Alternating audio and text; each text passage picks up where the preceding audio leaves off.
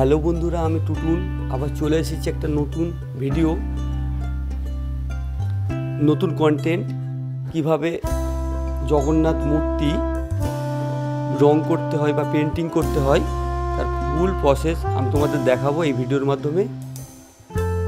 গত সপ্তাহে আমি একটা ভিডিও দিতে পারিনি, তার জন্য আমি তোমাদের কাছে খুব ক্ষমা প্রার্থী। জানি তোমরা আমার খুব সাপোর্ট করছো, আমার পাশে আছো, তোমাদের অনেক ধন্যবাদ।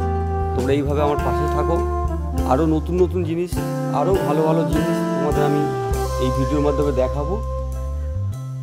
তোমাদের যদি কোনো ভিডিও বা কোনো কিছু, যদি কোনো মূর্তি যদি ভালো লেগে থাকে, যদি সেটা দেখতে চাও কীভাবে তৈরি হয়, সেটা আমাকে এই কমেন্টে জানাবে এবং আমি সেখানে আমার নাম্বার দিয়ে দেবো, হোয়াটসঅ্যাপ নাম্বার। তোমরা সেই নাম্বারে ছবি পাঠাতে পারো, সেই ছবি অনুযায়ী আমি চেষ্টা করব যতটা কাজটা করার জন্য। কথা না বাড়িয়ে দেখো তোমরা কীভাবে ভিডিওটা করছি। যদি ভালো লাগে অবশ্যই একটা লাইক করে দেবে, আর বন্ধুদের শেয়ার করতে ভুলো না যেন। আমি হয়তো প্রফেশনাল হয়তো তৈরি করতে পারি না ঠিকই মূর্তি, তবু চেষ্টা করি যতটা পারি ভালো করার। তোমরা দেখো, অনেক বন্ধু আমায় জিজ্ঞাসা করেছে যে দাদা তুমি কি কালার ইউজ করো। আমি বললাম অবশ্যই ফেব্রিক কালার ইউজ করি বা অ্যাক্রিলিক কালার অবশ্যই ইউজ করি।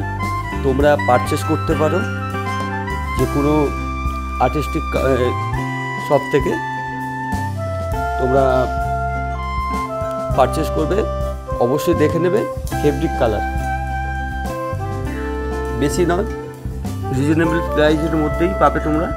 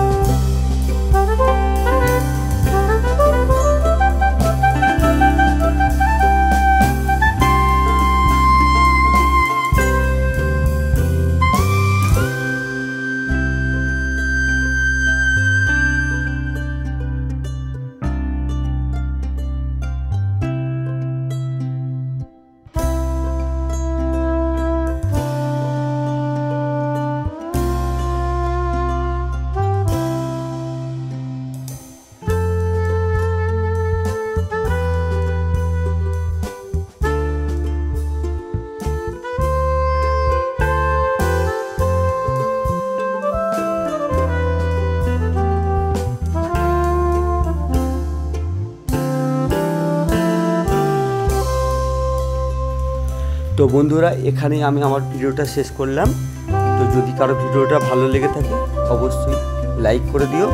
আর কেউ যদি আমার এই চ্যানেলে নতুন হয়ে থাকে তাহলে অবশ্যই চ্যানেলটিকে সাবস্ক্রাইব করে দাও। পাশে বেল আইকনটি অবশ্যই প্রেস করতে ভুলো না, যাতে করে সুন্দর সুন্দর ভিডিও আপলোড করলে সবার প্রথমে তোমাদের কাছে পৌঁছে যায়। তো ততক্ষণে তোমরা সুস্থ থাকো, ভালো থাকো, সবাই খেয়াল রাখো। দেখা হবে আমার পরের ভিডিওয়। ততক্ষণের জন্য টাটা।